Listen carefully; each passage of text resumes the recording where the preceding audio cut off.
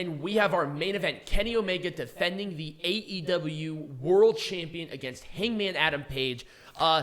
Kenny Omega looked like he was fucking. He is injured. He has an injured shoulder. Yep. He did not perform at his best tonight. Last night, I guess he's dropping the titles, and he will. I hope to God he drops this fucking Triple Mega Champion at Triple Mania Regia. Yeah. Like honestly. Yeah. Because he's definitely hurting for certain, and he needs to take some time off. It was still also a weird ending. It was a weird ending to the match. It felt a little rushed. This one was my favorite ending out of all of them. But it was still kind of weird. It felt kind of rushed. It's hard to do something when one of the guys might be injured. Right. You know, what can you do? Right. It just didn't reach that natural conclusion that I wanted. Right. And it was 2 buckshot lariats. Went to the back of the head. I like the Young Bucks nod where they're like, do it. And it's like, people lost their shit. This was a great match. Don't get me wrong. But I'll be honest with you, their world title eliminator was better. Yeah. The match of the year was that. And I'm sorry, this or one the might match be, of the night. No. Match of the year was last year was Omega Page. Oh, yeah. Oh, yes, absolutely. At the world title eliminator. And I'm sorry to hate to say this. This one's going to be in the conversation, but it's not going to win it. This one is not. No. Honestly, MJF and Darby Allin will most likely win it this year. Oh, yeah. But this was a good match. Hangman won. Thank God he's finally world champion. Great moment. Yep, first person that hasn't made their name in the big time outside of AEW. So he is the first AEW homegrown. Well, okay, hold on. Homegrown is kind of there because he was in NJPW. He was in there, but he wasn't. They built star. They built him from a mid carder essentially to main event to a main event. Everybody knew that he was ready, right? And now they booked it, and it was great moment. Everybody celebrated inside. Peanut Gallery thought that Wilhelm was going to come out. I'm happy they held off.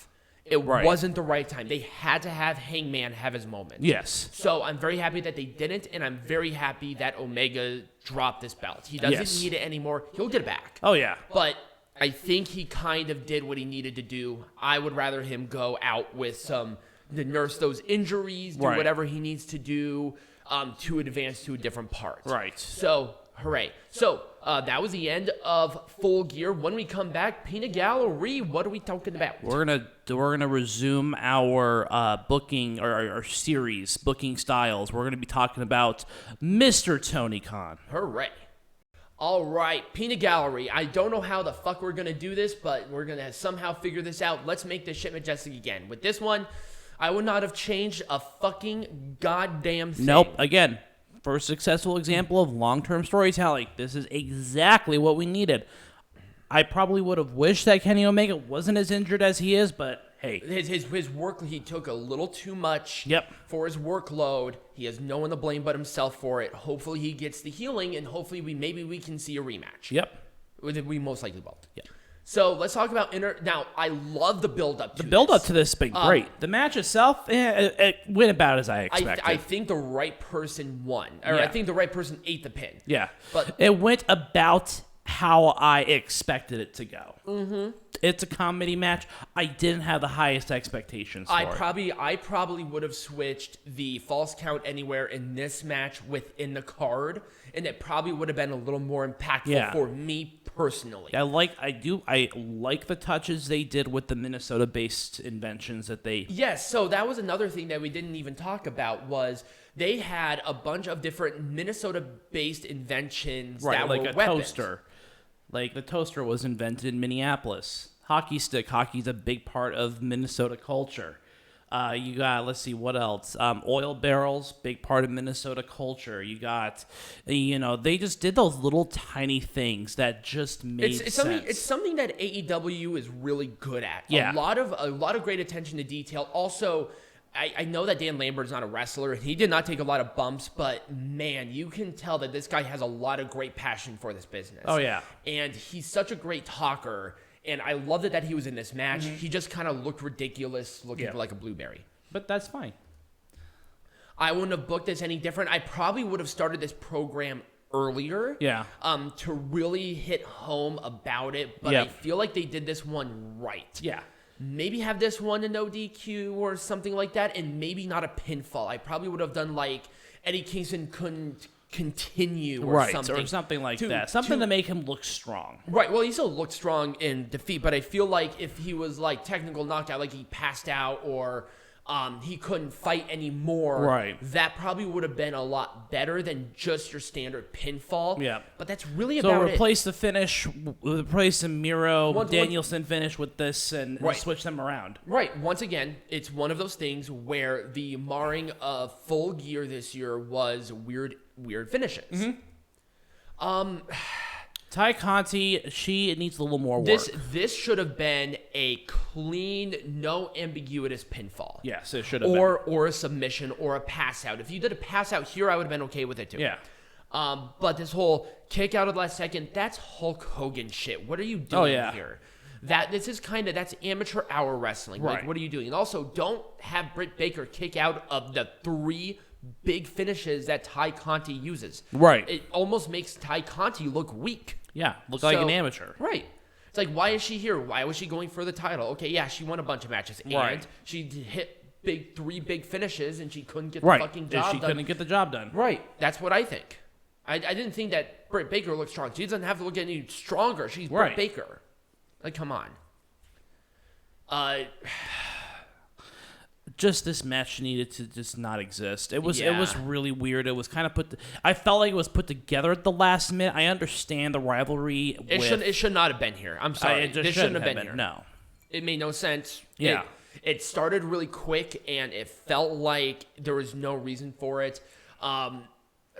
Cody Rhodes just needs to be a heel and just get on with it. Mm-hmm. Jesus. And I feel like the wrong people won. Yeah. Honestly.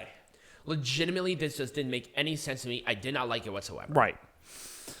Once again, we would have switched the two, but booking-wise, I probably wouldn't have done anything different because people love this match. Oh, yeah. So I liked it. I thought it was the right stipulation for the right time. Yeah. Just the placement on the card was not the right and I felt like storyline was a little rushed, too. Well, this one was... maybe not as rushed, but it's still, it felt incomplete without Kenny Omega being there. I can see that. I can totally see that. It felt a little incomplete. Right, well, because he was involved with them anyway, so there was no reason for this. Right. Miro and Danielson... Again, there should have been a clean pinfall just so we knew who, just so we had a definitive win. I don't like this because now we're most likely going to see a triple threat with Miro, and it's like, okay, I understand that they had to put somebody here because Moxley is in rehab. Right. I understand that this was a last-minute decision, and I think that kind of marred a little bit too. Right, Miro cannot lose right now; he's too strong. Right. And if they were going to do this, have Miro win. Right. So, yeah, there we go. Once again, it's just the finish. The booking was done just right for this entire thing. And I like how it's now involving AAA as well. And there's a lot of great crossover. But the finish, they did not put those masks on very well. It was very poorly done. Yeah, it was poorly done. The mask didn't make sense because it was one of the participants in the match. Right. And it's like, okay, is this Lucha rules? Is it not? Because we were seeing a lot of people pin other people. And I'm like, okay, who's the legal person? And then all of a sudden, the legalization there is right. Okay, well, you got to say yes or no to that thing. Like, it doesn't make sense to me. So, other than the ending, I probably wouldn't have done anything different. No. I like that FTR beat them for the AAA World Tag Team Champions, and I'm excited for the AAA match. Right. In December. I wouldn't have done anything different. No, this match was done Not a damn thing different. It was way too good to do anything different. Maybe a different placement on the card, but I did not expect them. I mean, I hate saying this, but I did not expect them to do that well. That was magic. Yes, 2 of the 4 pillows of AEW.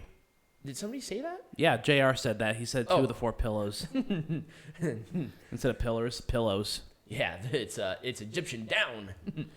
And then this one, it was a buy-in. It was a tag team match to fill it. There was not really much I would have done different. All right, so Peanut Gallery. What are we doing next?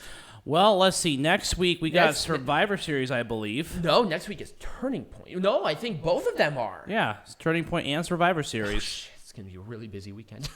All right, so we have a very. It's probably not going to be a wrestling lesson and a heckling. Nope. But because we got two separate brands going. And also, we're going to one of them live, so that's going to eat up a lot of our time for the day. So we'll probably not do that, but we'll be covering both of those. If you did enjoy this, remember to like this video, subscribe to the channel. Wherever you're listening to this on, we're on all major platforms, YouTube, iTunes, everything. Become a patron. Right. We might start watching some of these series and start releasing like a little review series or a watch along or something like that. So if you're interested, go to the Patreon and check it out. But as always, be majestic.